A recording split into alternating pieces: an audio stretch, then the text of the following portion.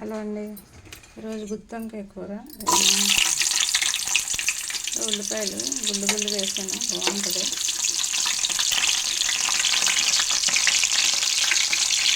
మంచి అయితే చాలు, ఎందుకంటే ఇది ఇంకా మనం దీంతో మసాలాతో కూడా మసాలా వేస్తున్నాను.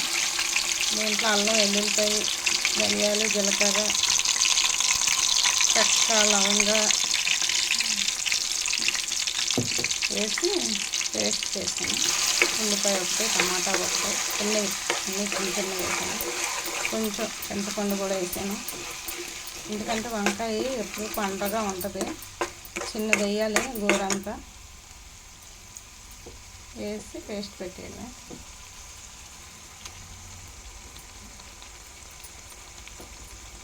ఉప్పు, కారం అన్నీ వేసాను. అన్నీ వేసి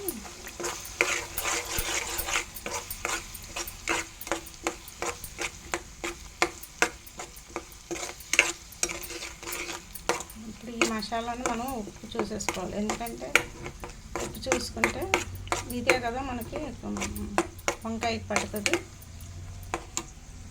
చక్కగానే బాగుంటుంది.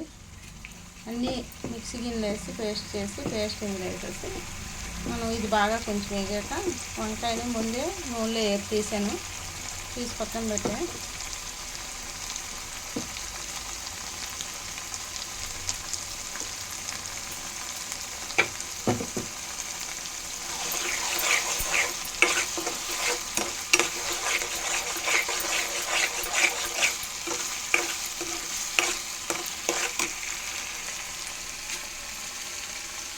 నేను వంకాయలు వేసి చక్కగానే తీసి పెట్టాను.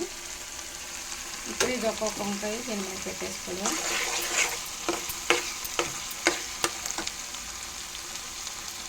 దీంట్లో కొంచెం కటింగ్ చేసాను, పేస్ట్ పెట్టాను. చూడండి, ఇట్లాగా పేస్ట్ చేసుకోవడం ఒక్కొక్కటి. ఒకసారి మనం లైట్గా నూనెలో వేపేస్తే మనకి కాయకి బాగా మసాలా కూడా ఇంగుతుంది. పచ్చి పట్టేకంటే ఎట్లా పెడితే బాగా మసాలా బాగా మనకి వేగుతుంది.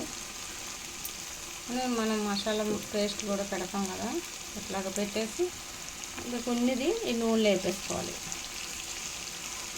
కాయ కొంతమంది ఏం చేస్తారంటే కాయ వేగాక వేస్తారు, అట్లా కాకుండా ఇట్లాగ చేయండి. ఒకసారి ట్రై చేస్తే చాలా బాగుంటుంది. నేను అట్లాగే ఎప్పుడు కాయ వేపే చేస్తాను.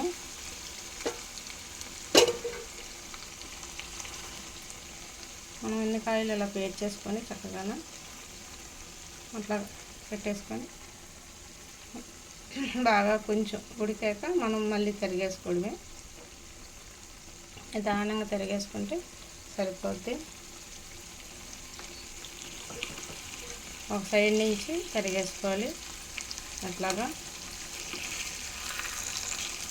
చూసారా, ఇలాగా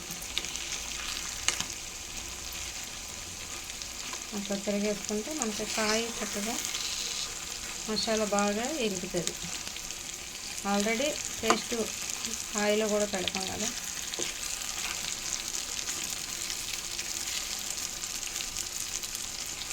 తిరిగేసాక మూత పెట్టేసుకుంటే సరిపోతుంది.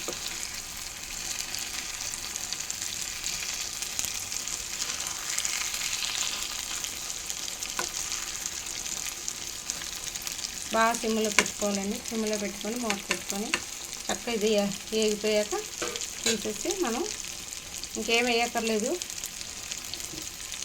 ఉల్లిపండు కట్ చేసుకొని వేసుకోవడమే.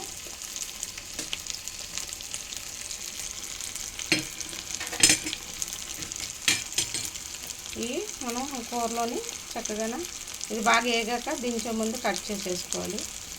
చాలా టేస్ట్గా ఉంటుంది. ఒకసారి మీరు కూడా ట్రై చేయండి అట్లాగా. ఇది సిమ్లో పెట్టుకొని మనం మూత పెట్టుకోవాలి.